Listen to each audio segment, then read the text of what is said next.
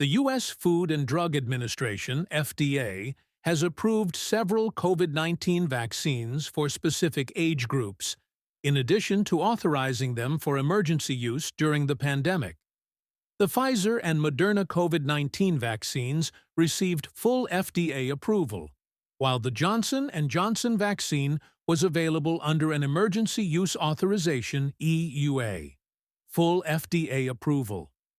This was a major milestone in vaccine development that came after extensive reviews of safety and effectiveness data.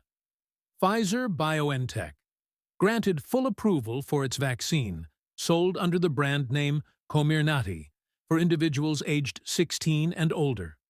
Moderna granted full approval for its vaccine, sold under the brand name Spikevax, for individuals aged 18 and older.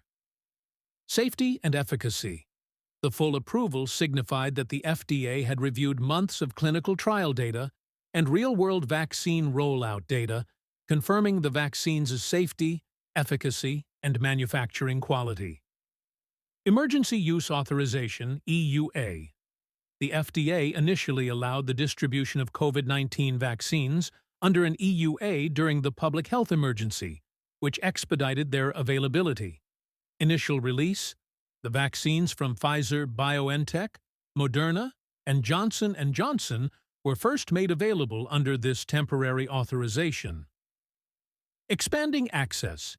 Even after full approval for adults, the FDA continued to offer EUAs for specific vaccines to include younger age groups and booster shots. Key distinction: approval versus EUA emergency use.